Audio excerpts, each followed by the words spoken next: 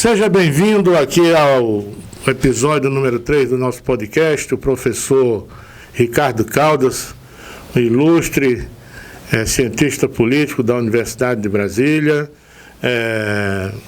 também economista e uma pessoa que tem um conhecimento muito amplo nessa questão, tanto política quanto na questão econômica. E obrigado por senhor ter vindo, para você ter vindo engrandecer aqui o nosso podcast, e passamos a palavra para você fazer suas apreciações iniciais. Bom, olá, cumprimento a todos, para mim é um prazer estar aqui, agradeço o convite. Não é sempre que a gente tem a oportunidade de falar livremente sobre política, economia, acredito que é esse o objetivo do podcast, e eu vim dar a minha modesta contribuição aqui para tratar desses temas que eu tenho tratado, buscado tratar e chamar atenção para temas que são importantes para a nossa realidade nacional. Professor, posso lhe chamar de professor, né? Por favor. Professor, o Brasil hoje vive uma crise política e está no limiar de uma crise econômica. Qual a sua visão sobre isso e qual o cenário que o senhor antevê para a junção dessas crises num projeto nacional de segurança pública? Então, vamos lá por partes, né? Em relação à área política, o que eu vejo? Como é que eu interpreto a situação atual? Primeiro de tudo, eu acho que é importante destacar que o Brasil precisa de uma reforma política. Essa questão tem sido adiada, houve alguns atores políticos que começaram a discutir esse assunto, o próprio Fernando Henrique Cardoso foi um deles, quando discutiu a questão da reeleição, mas ela parou por aí. Eduardo Cunha trouxe a questão também da reforma eleitoral, mudança do sistema eleitoral, e aí ele acabou abraçando um sistema que não tem muita consistência no mundo todo, que é o distritão. As pessoas esperavam que ele ia apoiar o distrital, como eu apoio também, mas ele acabou indo num outro caminho e acabou se perdendo no meio desse caminho. Então, eu acho que essa discussão é importante.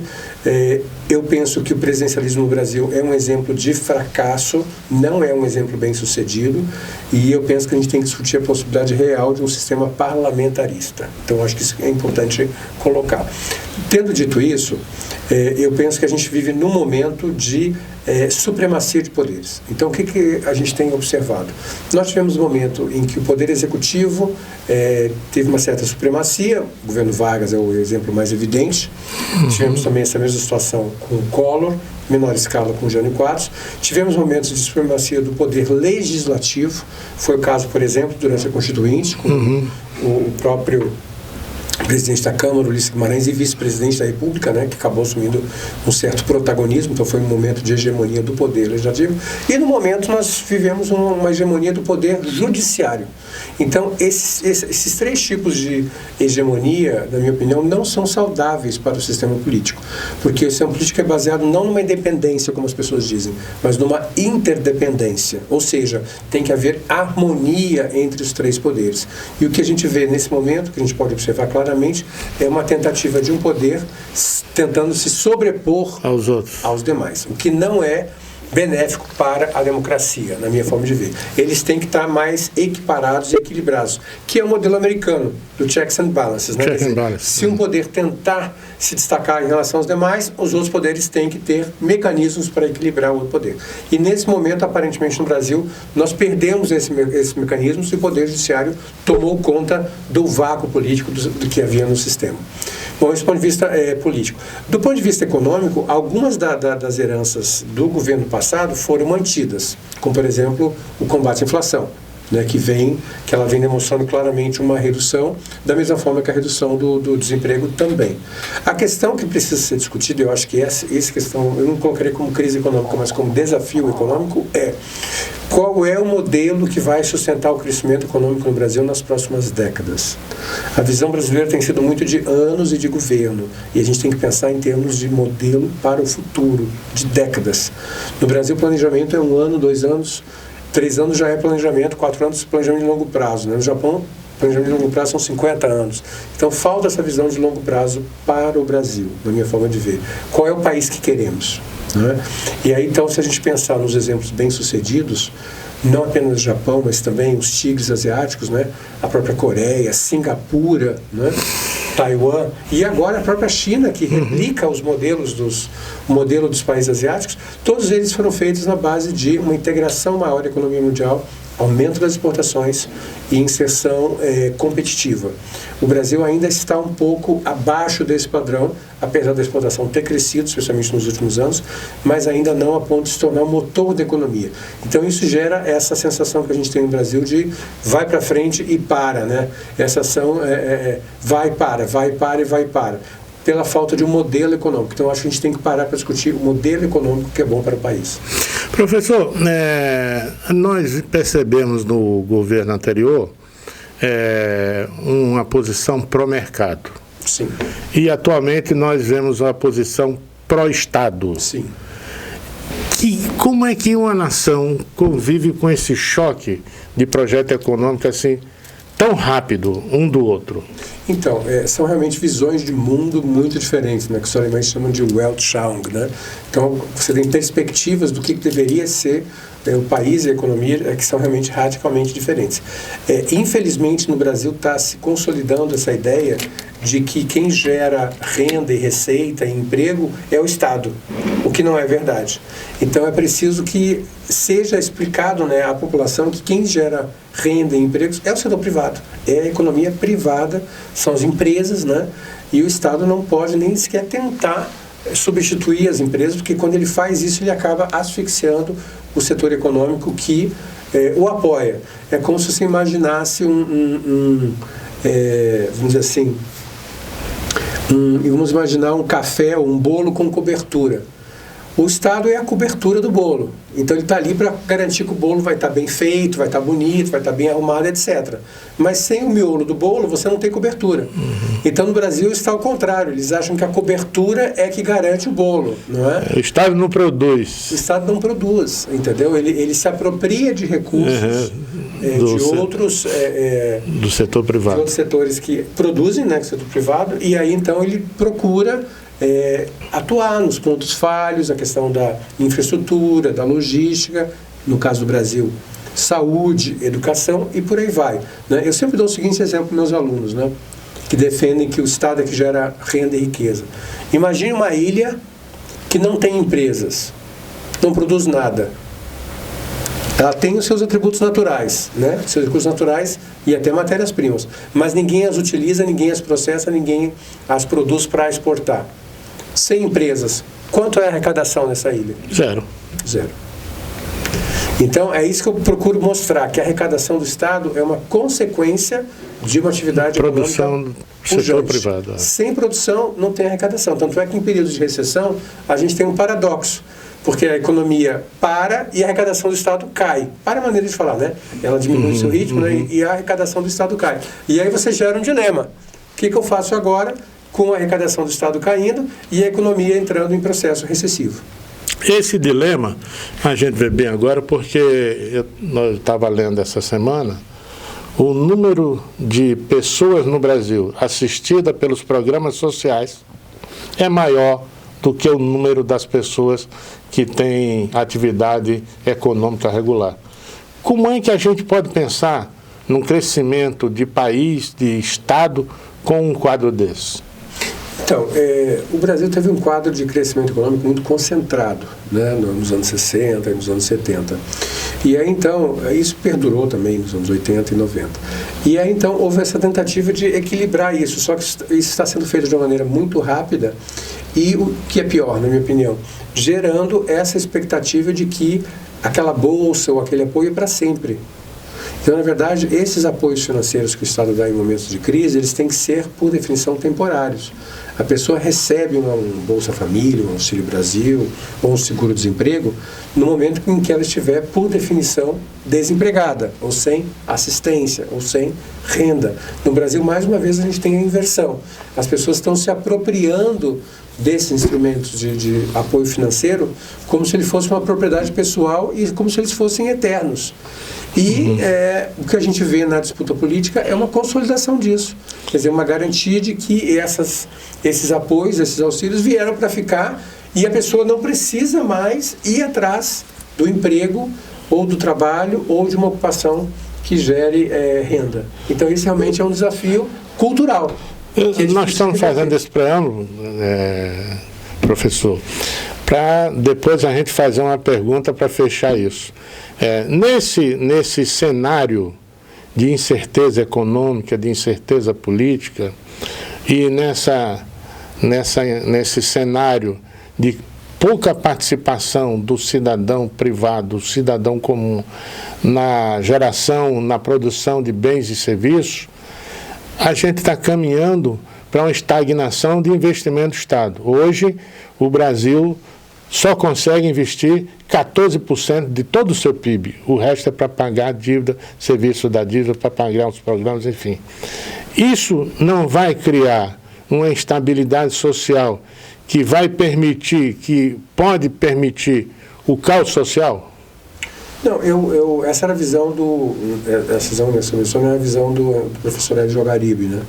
Eu tenho grande admiração por ele, mas eu discordo dele nesse ponto. O que a gente observa no Brasil é justamente situações de acomodação. Quando você tem uma situação pré-crise, quando a crise está para estourar, aí você sempre cria um auxílio novo, uma renda nova, uma bolsa, algo, e acaba amortecendo esse potencial de crise. Então, por exemplo, quais foram momentos que a gente viveu uma situação realmente de crise preocupante? No governo Collor, pelo descontrole financeiro que acabou gerando a hiperinflação. Então as pessoas não tinham mais renda, e a renda fixa, né? A renda delas era variável, o salário dela você não sabia quanto é que ia ser, cada vez mudava ou não, e você não tinha condições mínimas de fazer o planejamento, não é? Então, momentos de aumento da inflação geram situações de instabilidade social, financeira e também política. Então, alguns autores defendem, e eu me associo a eles, que a melhor forma de distribuição de renda é baixa inflação. Porque a baixa inflação deixa as pessoas numa condição de estabilidade que permite que elas façam seu planejamento, vejam quanto possuem de renda, vejam quanto possuem de gastos e, se for o caso, aumentar a sua renda via trabalhos extras, hora extra, um segundo emprego, ou reduzindo os seus gastos ao limite que o seu salário atual comporta. Então, para mim, a melhor política social é inflação baixa. Não chega a zero, porque inflação zero é uma meta, né? Mas uma inflação que tende a zero, vamos dizer assim, uma inflação de um dígito tendendo a zero, né? Então, a nossa meta no Brasil, meta anual, ela é muito razoável, 3,5% a 3,55% como meta, né? Com uma banda para cima e para baixo de 1,25%, 1,5%, historicamente tem variado, é bastante razoável. Uma inflação de 5% ao ano, vamos dizer, é uma inflação razoável que você consegue conviver e se planejar. Quando ela começa a subir acima disso, aí a questão do planejamento começa a afetar as famílias, e aí começa a situação de pauperização, porque a renda das pessoas não consegue acompanhar a inflação, e aí você tem o potencial de um caos social, que eu penso que não é o caso ainda, porque a inflação está sob controle. É exatamente o que foi feito nos últimos anos, e agora a gente vê uma consolidação desse fator, o que é muito positivo para a economia. Não é suficiente, mas é um ponto positivo, porque isso acalma as pessoas, permite as pessoas raciocinar quanto elas têm que ganhar. Você anda, por exemplo, de Uber hoje, só para citar um exemplo interessante, né? O motorista de Uber, ele tem uma meta de quanto ele precisa fazer no dia para pagar os custos dele, pagar a gasolina, pagar a revisão do carro e ter um rendimento para manter o seu padrão de vida com a sua família, o aluguel, a água, a luz, o telefone, etc. Então é interessante isso, né? Que você, com essa inflação estabilizada, você permite esse tipo de planejamento que numa situação inflacionária não é possível. Não é possível. Bem, esse é o cenário político que nós vivemos. Dentro do econômico, dentro do cenário político, dentro daquele aspecto de supremacia hoje do Poder Judiciário sobre os demais poderes, eu estava lendo um professor da universitária lá nos Estados Unidos, perguntaram para ele qual a ideia que ele tinha e qual a base que ele podia dizer que era necessário para um país ser um país forte. E ele falou, sem sombra de dúvida, a justiça. Ele disse, a justiça é a mola mestra de qualquer nação forte. E hoje nós estamos dentro desse projeto de supremacia do judiciário. Isso tem gerado controvérsias nós temos gerado invasões de competência e tem demonstrado para o público em geral a inversão de valores que está havendo em determinadas interpretações. Como é que o senhor avalia isso? Eu conheço essa entrevista desse professor norte-americano, me fugiu o nome dele também, mas na verdade a pergunta que fizeram para ele foi qual foi a diferença do desenvolvimento norte-americano e brasileiro e o que existiu lá que não existiu aqui. E ele respondeu, instituições, em particular o judiciário. Eu vou dar um exemplo que eu acho que ilustra bem isso, para quem está nos ouvindo. É a questão dos direitos autorais, propriedade intelectual. Então, por exemplo, pouca gente sabe que o Brasil já tinha um sistema de rádio em funcionamento, o inventor do rádio é brasileiro, um padre no Rio Grande do Sul. Nós tivemos, por exemplo, aqui em Brasília, quem é de Brasília lembra disso, o Bina, o criador do Bina, que jamais conseguiu patentear a sua invenção. E inúmeras outras invenções que foram feitas por brasileiros, mas eles não tiveram condições de patentear, nem tiveram a sua patente respeitada por um sistema de patente que era muito falho, historicamente falando. Então, eu estou dando esse pequeno exemplo do mau funcionamento de um sistema que eu chamaria de segurança jurídica, que afetou profundamente o desenvolvimento. Eu sempre cito o exemplo do Nicolau, que criou o Bina, e diz o seguinte, se o Bina tivesse sido reconhecido, primeiro pelo Estado brasileiro, que ele era funcionário público, da Telebrasília. Se o próprio Estado brasileiro tivesse reconhecido o Bina, ele teria podido se dedicar a outros projetos, porque o Bina era uma das invenções dele. Ele tinha dezenas de invenções, mas ele passou a vida inteira na justiça tentando defender uma invenção contra o Estado brasileiro, porque o Estado brasileiro se colocou contra ele, em vez de se unir forças a ele, para justamente defender o que seria o início de um processo de criação e de invenções do Brasil. Então vejam como é que a justiça, e aí dando esse exemplo de segurança jurídica, impediu que houvesse todo um desenvolvimento que vem lá atrás com esse padre que criou as primeiras ondas de rádio e ninguém deu muita atenção para ele, foi considerado um lunático na época. Dom Pedro II, não podemos esquecer, introduziu a telefonia do Brasil. O Brasil foi um dos primeiros países a ter uma linha telefônica em funcionamento. Foi o Brasil. Pouca gente sabe disso. E agora, mais recentemente, nós tivemos, então, há poucas décadas, a criação do Bina, que não foi a criação do telefone, mas poderia ter sido o início de uma reinserção competitiva na economia mundial. Então, essa frase desse professor faz todo sentido e eu dei um exemplo disso. Quer dizer, se você não garante a propriedade intelectual, e ela é um dos motores do crescimento econômico hoje, dificilmente um país cresce hoje sem inovação, simplesmente fazendo o que os outros fazem. As pessoas falam muito da China, que a China só copia, etc. Mas o Japão também. No início, o modelo japonês, ele copiava, mas de uma outra forma. Na verdade, o Japão comprava a patente do bem, ele abria o bem, desfazia o bem e refazia com um valor agregado. É o que a gente chama da diferença do to know how e o to know why. Quer dizer, saber como é feito e saber por que é feito. O japonês queria saber por que era feito daquela forma. A Coreia repetiu isso também, E depois, mais tarde, a Coreia repete. Mas quem é o iniciador do modelo é o Japão. E aí depois a Coreia e os demais tigres seguem. E a China, agora, só para concluir o raciocínio, ela já está no último estágio. Então é importante que o Brasil esteja atento para isso. A China, hoje, ela cria novos bens. Ela não é mais uma mera copiadora de bens de outros países.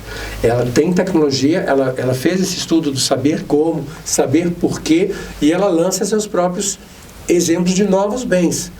E isso, se a gente imaginar que está sendo feito dentro de um país que não tem um controle democrático, é também preocupante, não é?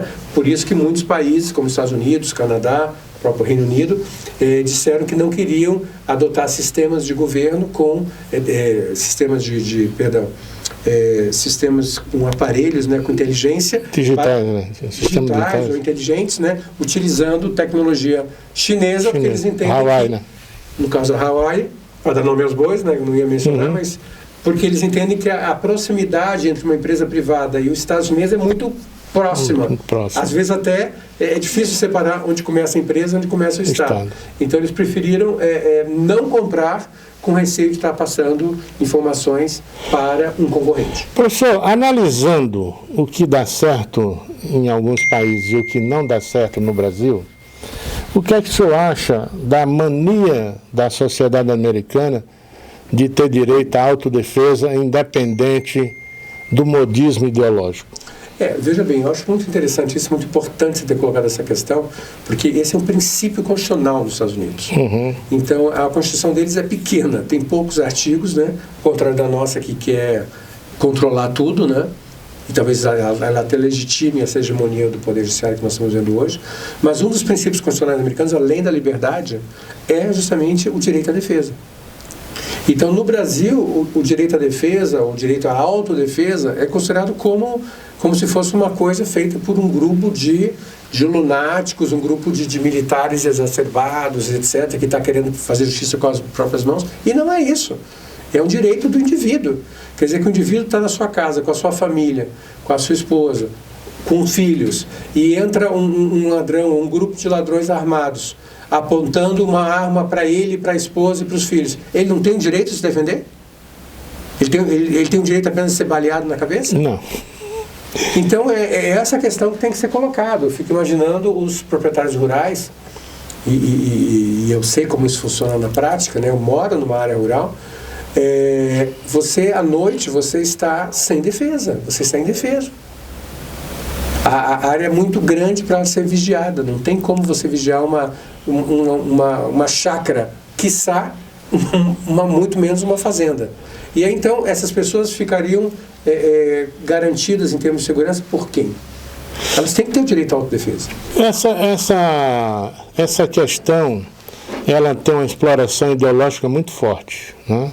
Muito acirrada. Porque no Brasil a gente não cede lugar para a racionalidade ao invés da questão da publicidade da mídia. A mídia faz publicidade e a sociedade aceita como se fosse a moda das verdades. Nós temos hoje o estado brasileiro mais armado, Santa Catarina. E é o estado que tem os menores índices de criminalidade. Como é que a gente faz para que o cidadão brasileiro comece a ver a verdade dentro do discurso político enviesado? Fazendo exatamente o que nós estamos fazendo aqui, levando informações, levando exemplos de outros países. Eu entendo que muitas pessoas tenham preocupação com aquele caso um caso famoso, né, no mundo todo, que é o caso do lobo solitário, né, que pega uma arma e sai matando várias pessoas, mas esse fenômeno ele tem acontecido em diferentes países, independente da legislação ser uma legislação mais favorável ao indivíduo possuir armas legalmente e reconhecer o direito à defesa, como países que não reconhecem esse direito.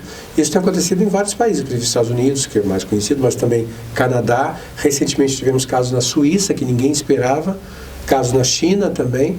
Então, esse fenômeno é um fenômeno global. Agora, querer atribuir isso ao fato da pessoa ter uma lei, uma legislação que prevê o direito à autodefesa ou não, é realmente colocar uma questão de opinião pessoal, ideológica, sobre uma realidade. Então, isso pode existir em qualquer país.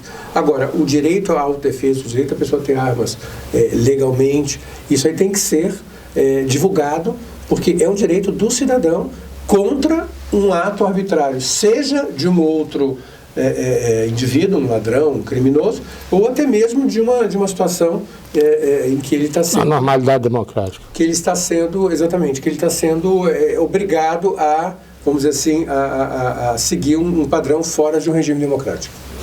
Tá. Professor, e a gente está vendo agora, dentro dessa questão da supremacia do judiciário diante dos outros poderes, uma coisa que a mim me chocou muito, porque está sendo uma coisa feita sem planejamento, sem sentido prático científico, sem sentido prático nenhum político, inclusive.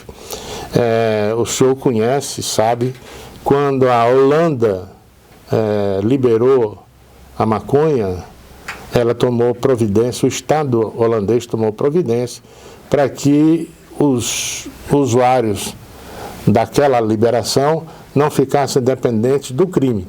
No Brasil estão liberando, mas quem vai continuar vendendo a droga é o crime organizado. O que é que o senhor fala sobre isso? Infelizmente, o que aconteceu no Brasil, assim, historicamente falando, e o caso do Rio de Janeiro, eu penso que é o melhor exemplo, o Estado abandonou muitas regiões e fez até, em muitos casos, pactos com o crime organizado. É o caso do Rio de Janeiro. Vários governadores, não vamos citar nomes agora aqui, mas a gente sabe que historicamente vários governadores negociaram com traficantes. Então eles criaram uma espécie de um acordo, né, em que eles não o governo do Estado não entraria em comunidades e em troca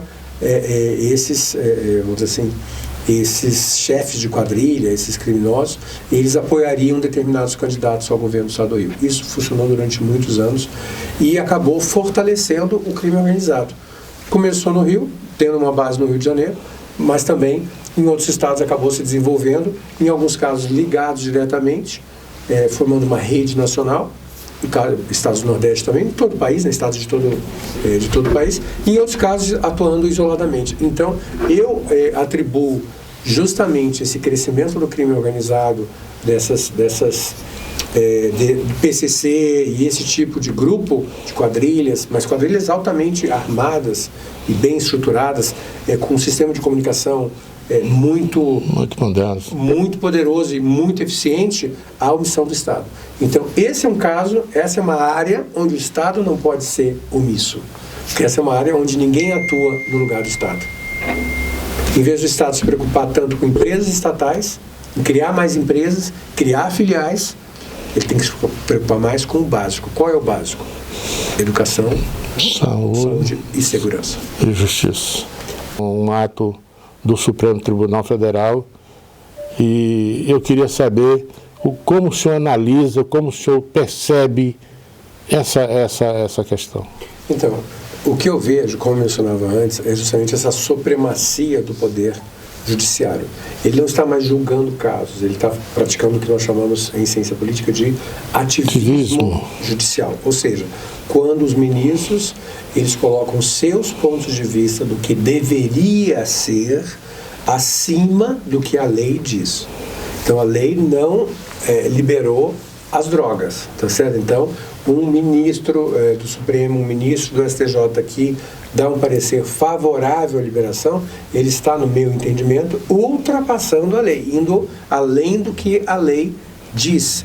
Então, esse problema é muito grave porque é um grupo de pessoas, eu estou me referindo tanto ao STF, né, quanto ao STJ e também aos tribunais federais, regionais, é um grupo de pessoas que não foi eleita para dar a sua opinião. Eles têm que fazer um trabalho técnico, especialmente no nosso caso, o caso brasileiro, que é um sistema jurídico de cunho latino, de orientação romana, que é uma interpretação da lei escrita, que é diferente do sistema anglo-saxão, que é um sistema baseado no costume, né? Na lei constitucionária, que ele é baseado na tradição, ou seja, é algo mais subjetivo.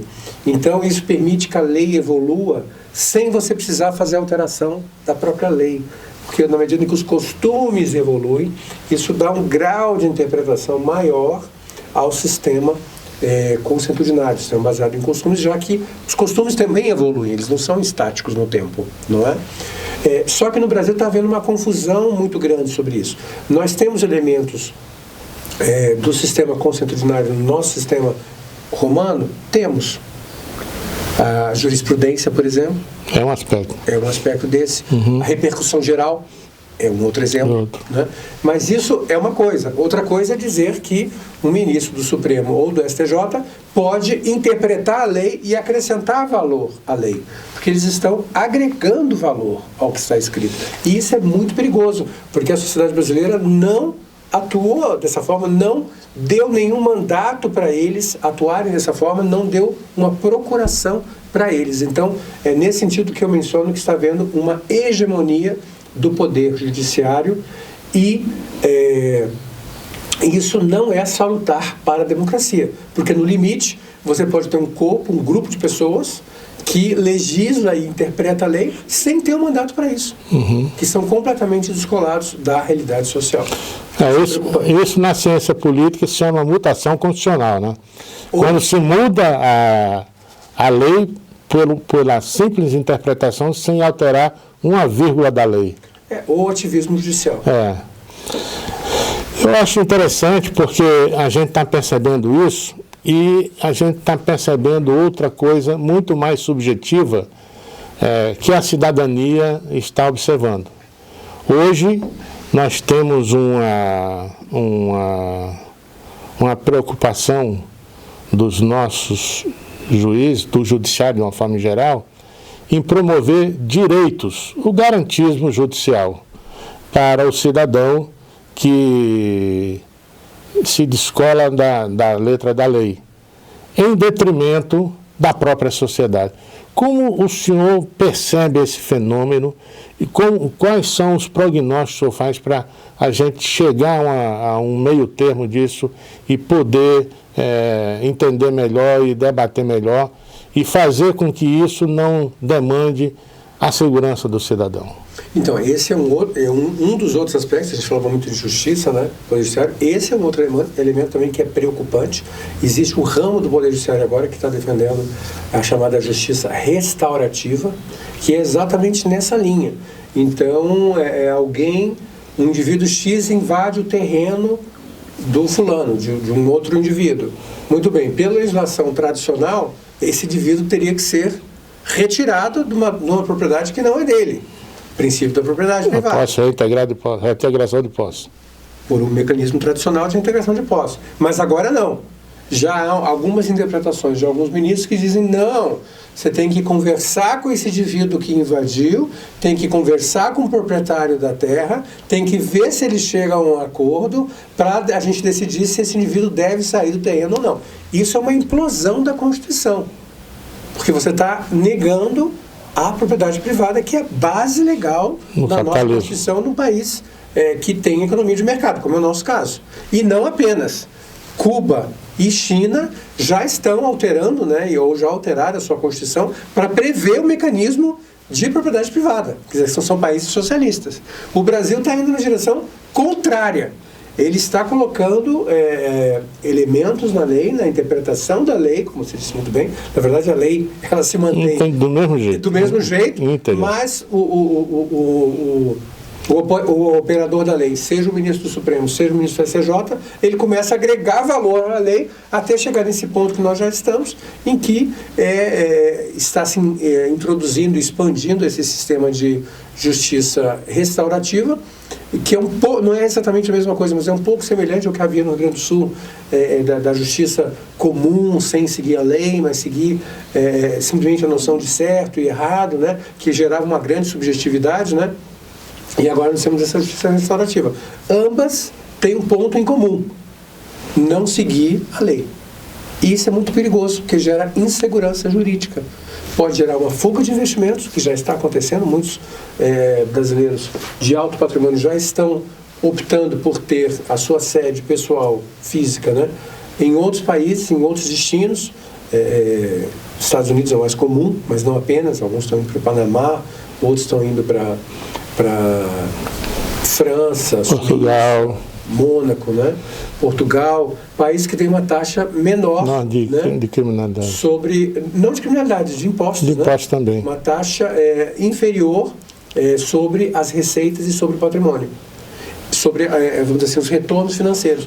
E esses países acabam se tornando atrativos. Luxemburgo, por exemplo. Não é? Então, muitos brasileiros de alta renda estão já fazendo essa opção. Se essa questão da justiça restaurativa avançar demais e se houver esse sentimento de que a nossa legislação não assegura mais o reconhecimento da propriedade privada, a gente pode ter uma fuga em massa de capital, como a França teve logo após a posse do Mitterrand no primeiro mandato. No segundo mandato, não, ele já corrigiu isso. Mas no primeiro mandato, ele tentou algumas normas de aperto do capital, aumento da taxação.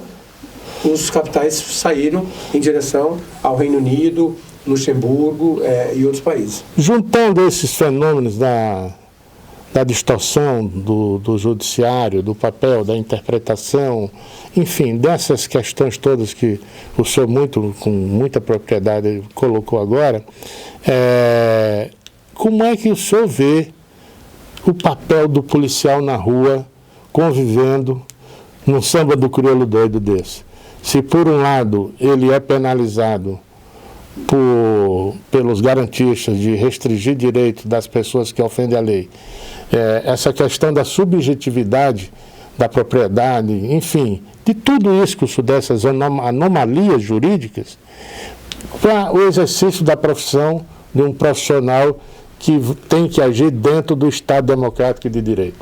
Olha, é um desafio, realmente eu tenho a maior admiração por essa categoria e sei das dificuldades deles em lidarem com a lei, uma vez que a lei tem mudado muito e a interpretação da lei, como a gente tem dito, tem se alterado, impedindo que eles façam um bom trabalho seguindo a lei. Né? Não estamos aqui defendendo aqueles casos excepcionais de policiais que individualmente ultrapassaram os limites. Isso tem que ter. Isso que a gente viu no televisão, etc. Essas pessoas também acabam se tornando pessoas fora da lei, na medida em que eles usaram um instrumento que eles possuíam de defesa do cidadão contra um indivíduo especificamente. Mas eu diria, grosso modo, que a gente está vivendo algo semelhante ao que a França viveu durante o período Mitterrand, quando até então havia um certo preconceito dos policiais contra as pessoas de origem árabe, que eram, digamos assim, mais penalizadas, mais perseguidas pelos policiais, eram presas mesmo quando eram inocentes. Aí, durante o governo Mitterrand, houve toda uma legislação de defesa dessas minorias,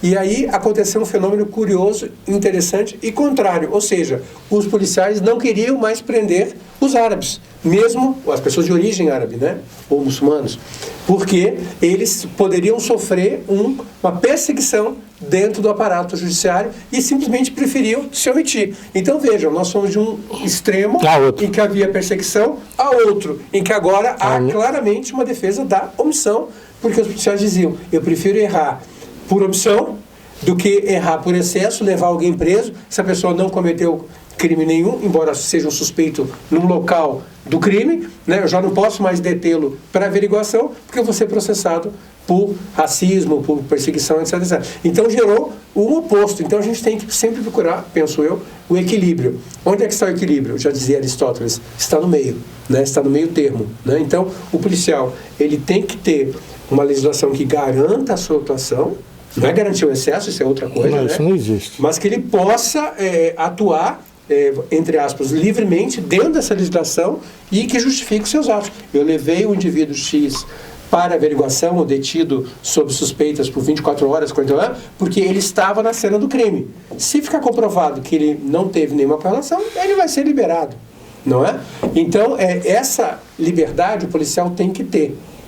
Né? E a população tem que se sentir também segura, que ela tem um aparato policial que está ali para defendê-la mesmo, não é? E a legislação não pode ser contrária ao policial, mas ela tem que dar apoio ao policial que quer fazer um bom trabalho. Não estamos aqui nos referindo àqueles que ultrapassaram a lei, que são casos excepcionais. A gente está falando do policial médio, que é o policial sério, correto, quer fazer um bom trabalho e quer defender a segurança do indivíduo.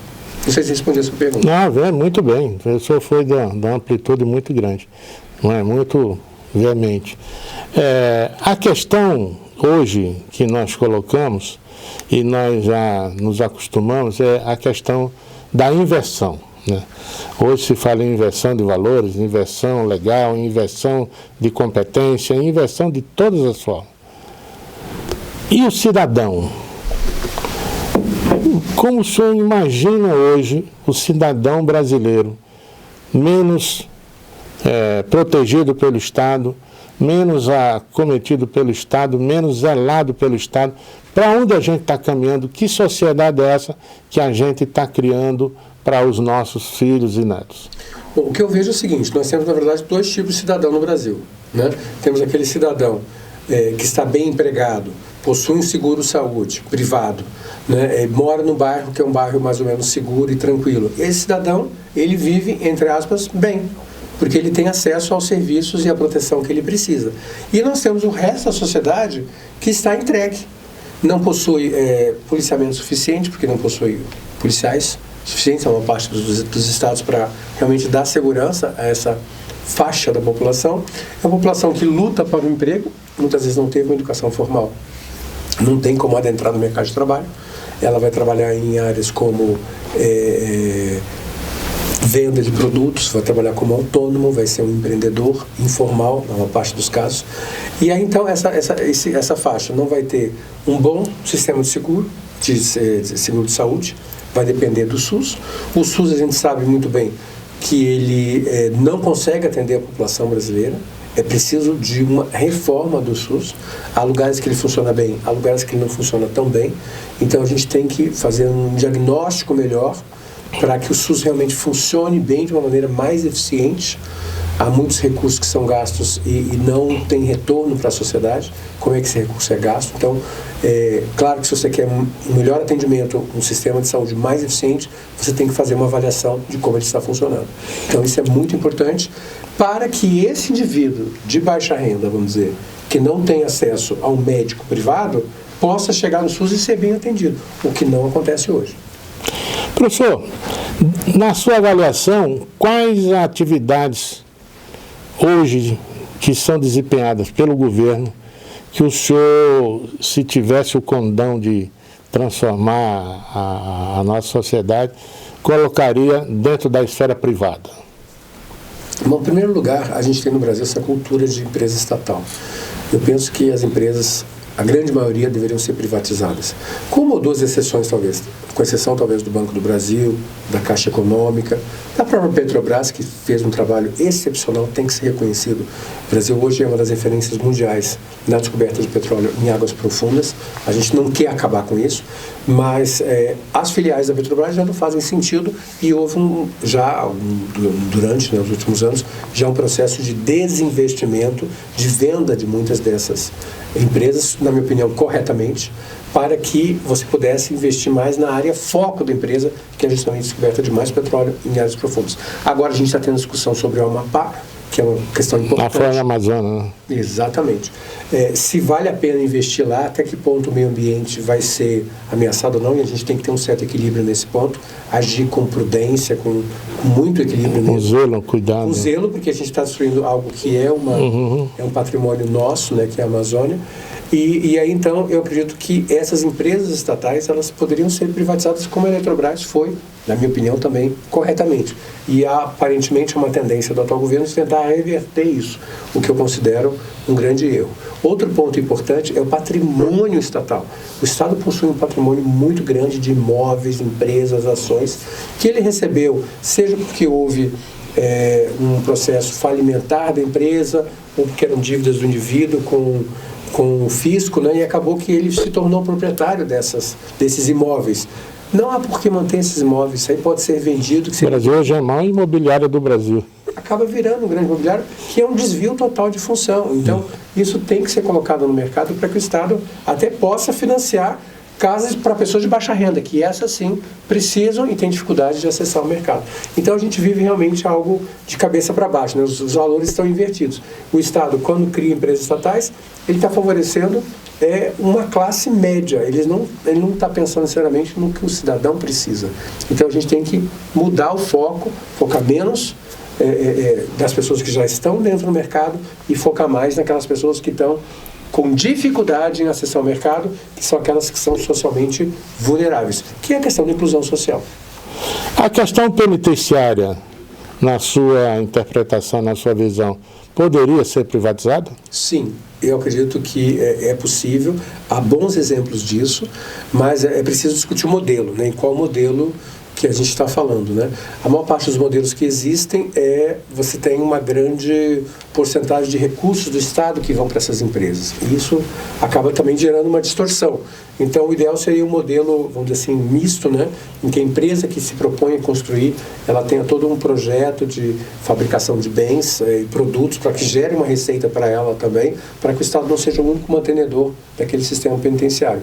Lembrando que, nesse caso, e que existem algumas penitenciárias, né, quando ela produz alguns produtos, né, que vão para o mercado, lembrando que esses produtos não podem ser exportados, né, que a Organização Mundial do Comércio não permite. Não permite. Mas, se você tiver produtos como bolas, canecos, etc., que são feitos dentro de um penitenciário, eles vão para o mercado e geram valor e não concorre de uma maneira desfavorável, que isso também é importante, já que as penitenciárias não vão pagar impostos, então você também não pode deslocar o empresário que produz aqueles bens, então tudo isso tem que ser muito bem pensado, mas eu acredito que esse modelo é positivo, poderia ser utilizado e seria bom para o cidadão. Professor,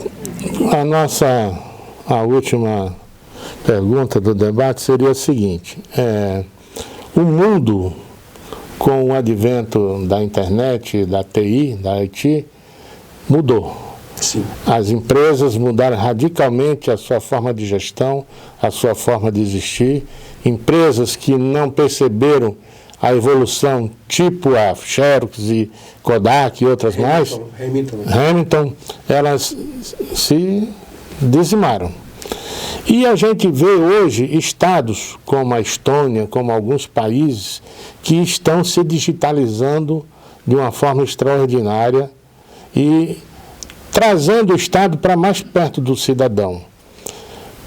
Como é que o senhor vê a polícia brasileira, a segurança pública brasileira, que hoje, em pleno século XXI, prescinde de uma ferramenta poderosíssima como a agregação tecnológica na sua atividade fim?